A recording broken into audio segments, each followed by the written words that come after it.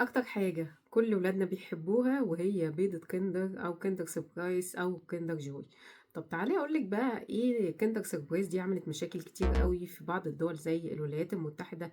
ليه؟ لأن هي الولايات المتحدة منعت حسب قانون عندها إن هي أي حاجة بتتاكل إن هي يتحط فيها محتوى غير قابل للأكل.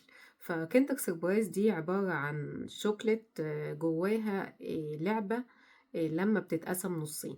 تعالوا نتكلم عن مشكلة الشوكولاتة نفسها، إن هي فيها نسبة سكر عالية جدا بتعمل تشتت انتباه وهايبر اكتيفيتي فرط حركة، ولأن فيها نسبة سكريات ونسبة دهون عالية مش مفيدة لأي طفل. احنا ممكن نديها كل شهر بس مش على طول.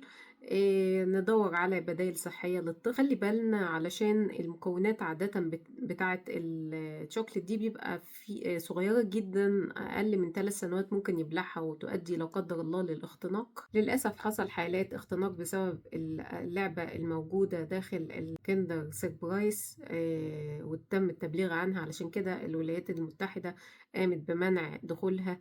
يحضرني المصاصة دي كانت زمان موجودة، مش عارفة الأجيال الجديدة دي هتبقى عارفاها ولا لأ. نخلي بالنا الأطفال اللي أقل من 3 سنين بلاش نجيبها لهم، لأن هي فيها مشكلة إن الطفل ممكن يبلعها، يفتح المكونات بتاعتها ويبلعها، أو ممكن تسبب له اختناق بأي طريقة من الطرق. انتوا عارفين إن هي بتعمل نوع من التعلق النفسي إزاي؟ الطفل أول ما يفتح اللعبة لو لقاها حلوة يلعب بيها 5 دقايق وبعد كده تترمى، كلنا عارفين ده. لو لقى لعبة وحشة هيبقى عايز واحدة تانية واحدة تالتة.